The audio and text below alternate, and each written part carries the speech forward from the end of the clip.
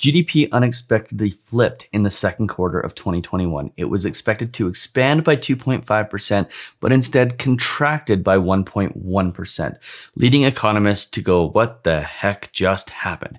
And today we're going to discuss exactly what happened, what it means to you, and why it might mean we have lower interest rates for longer. But before we get into it, do me that favor, hit that subscribe button, hit that notification bell. Please hit that like button so more people like you can see this video. And don't forget about our race to 25,000 subscribers, where one lucky subscriber is going to win $5,000 to put towards their RESP, their TFSA, their RSP, to pay down their mortgage, pay down their debt, or simply do with whatever they like. Maybe they'll use it for a down payment, who knows? But in order to win, you have to be subscribed. So go ahead, click that subscribe button. It's free, it's easy, and it's definitely worth it. The definitive guide on how to manage your credit: product, penalty, price, in that order. It's never been more important to get your mortgage right. Okay, so let's get into it. Let's discuss the GDP numbers for the second quarter of 2021. Stats Canada released this yesterday in their daily, which is their daily news releases with respect to stats in Canada. And yesterday, the focus was GDP numbers, which unexpectedly came in negative rather than positive. They were expected to be increasing by 2.5%, and instead they decreased by 1.1%. And that has some major implications for the economy. It also has some major implications for the decision-making that will be made this week and in the coming months with the Bank of Canada. So let's jump into it. Let's take a look at what's going on. BNN did some amazing coverage of this. They interviewed economists from BMO, CIBC, and there's some really interesting thought processes around what happened and what's going on. A lot of this had to do with exports. And as a result of the exports not being as strong as expected, what that typically means is that we're going to have, first of all, lower growth, which means less jobs, less income. It also means lower prices because we have to sell certain goods at home domestically for cheaper than we would to other countries. So it's a really interesting circumstance that we're finding ourselves in, and it very much changes the direction that the Bank of Canada is going to have to take. Now, first and foremost, let's take a look at some of the comments here. Gross domestic product fell at an annualized 1.1% pace from April to June. Statistics Canada reported on Tuesday down from a revised 5.5% gain in the first 3 months of the year. Economists at Bloomberg survey were anticipating a 2.5% expansion. So what that means is first quarter of the year, there was an expansion in the economy of 5.5%. And now we're seeing in that second quarter, things reducing by 1.1%. Here's a really great chart showing recovery stalling. And this is where you start to see those numbers come down by 1.1%. And then, of course, you can see in Q1 and Q2 of 2020, these big drops here. That was the pandemic and the related reduction in growth, and actually the lack of growth, the contraction that happened as a result of the pandemic. Now, this is a worse than expected result. So what does that mean? Okay, first and foremost, what it means is that the Bank of Canada is going to have to change what they do. It was widely expected that they were going to pare back their bond buying even further in September, this upcoming meeting that they would have in the next week or so. And that has pretty much, at least according to the BMO economists, been taken off the table. When you see the economy contract, taking stimulus, so either lower interest rates or taking bond buying and quantitative easing off the table, is something that becomes really hard to do. So the Bank of Canada is going to have to look at this and say, regardless of what's happening with inflation, we still need to keep growth happening in the economy, or we're going to risk deflation, which, by the way, is a really real possibility coming up in the next few months and into 2022. But basically what this means is they're going to have to keep providing stimulus. So that potentially pushes back the reduction of quantitative easing. It also potentially pushes back when they're going to be able to make that first move. And there's some really interesting comments in this article further down. I encourage you to go and read it yourself if you are so inclined. There's some really interesting comments in it with respect to the fact that there's going to probably be a really, really big price to pay if there's further negative economic news for the Canadian economy, which means, and like we've talked about before, it becomes really hard to get at a low interest rate environments, especially if you get negative data being reported with respect to what's actually happening in the economy.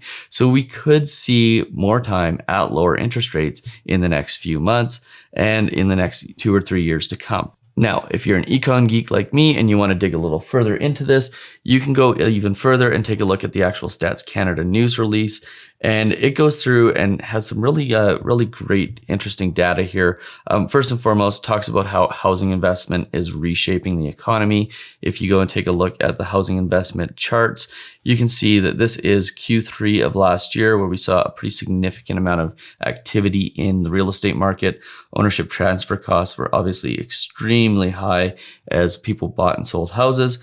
And then you can see that things kind of tapered off in the fourth quarter, and in the first quarter of this year, there was still lots of activity in the real estate market, but not as much as there was in Q3 of 2020. Now we're seeing that the amount of activity come down quite substantially in the housing market, which is part of what's leading to these lower growth numbers. And when you have less housing activity, which is the thing that's been pulling along the economy, and as a result, there's less of a trickle down effect, then that's what's happening with respect to growth, is that's why we're seeing lower numbers. We're also seeing household spending flat. So people are spending less at home. Here's the household spending chart. You can see that the amount of durable goods being bought has gone down considerably in the second quarter of 2021. Services are up quite substantially. So home services, cleaning, things like those are up, but still down quite substantially from that third quarter and down from Q1 of this year.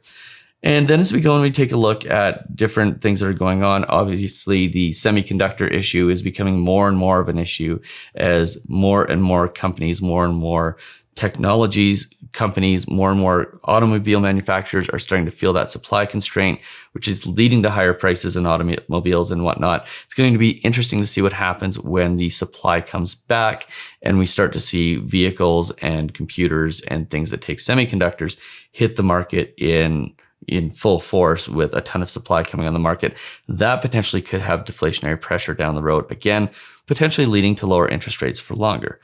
Now, the one thing I did want to point out is this: double-digit household savings continue. The savings rate for the last year has been absolutely phenomenal. We're seeing 14.2% savings rate. Obviously, with higher income people, there's more of a savings. This has to do with not going out to restaurants. This has to do with spending less on basically consuming things. And one of the things people need to realize is that if there is less consumption, if there's more savings, and that money isn't being put into purchasing in the economy, that's going to lead to a longer time to recovery, lower gross domestic product, lower inflation over the long term. And until that money starts to flow back into the economy, we're probably going to see lower interest rates and lower inflation in the future for longer. And there's lots of data to support this. If you go back to the 1920s, if you go back to pretty much any sort of recessionary period, so after the wars of the First World War and the Second World War, if you look at Japan in the 1990s, when there's big catastrophic events like the financial crisis in 2008, 2009, when there's big catastrophic events, it takes a couple of years for money to start getting put back into the economy, which means that it takes a pretty substantial amount of time before we start seeing interest rates and inflationary pressure to the point where we can start to see rising interest rates. So it's really an interesting situation that we're in. You know, we expected, if all went well, we would see higher interest rates by the end of 2022. It's looking like right now that we're starting to see some negative data. We're starting to see some things that indicate that the economy may not be on the footing that we thought it was. And therefore, it may take a little bit longer to get out of this hole than we expected. And as a result, if you're getting a mortgage, what that means is that variable rate interest option where you can save a substantial amount of money. So if you look at a variable versus a fixed rate mortgage right now, it is about a $3,000 savings per year if you are choosing a variable over a fixed. And if we can just take variable rates, get the lowest rate while we can, see what happens in the economy over the next year or two, see if interest rates actually start to rise, well, there's a pretty substantial amount of savings that can be had by choosing the right mortgage. And if and when it looks like interest rates are going to go up, then we can start looking at locking in rates and getting into 5-year fix if that's something that we want to do. But our main focus right now is take variable rates, look to lock in somewhere down the road when it looks like interest rates are actually going to go up, so we can extend our low interest rate runway rather than just having the next 5 years. Let's try to get that runway to 6 or 7 or 8 or 9 years and lock in as much savings as we can. So when interest rates do start to go up, we have significantly smaller mortgages.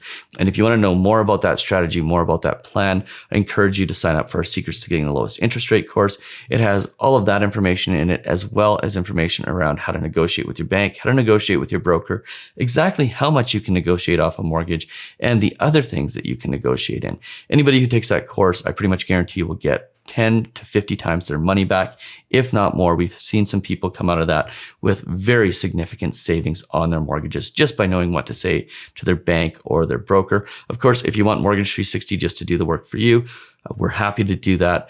But if you've got that relative or that banking relationship or that person in the mortgage industry that you just can't peel yourself away from, I want to make sure everyone has the same information that a Mortgage 360 client would have, and it's priced so low that anybody who's getting a mortgage will get at least, like I said, 10 to 50 times their money back, and I can pretty much guarantee that. In fact, I've guaranteed it by putting a deal, an offer in that course that will get you 10 times your money back if you decide to ultimately get your mortgage through Mortgage 360. If you found this video useful, do me that favor, hit that subscribe button, hit that notification bell, hit that like button so more people like you can see this video, and we'll see you on the very next one. Cheers.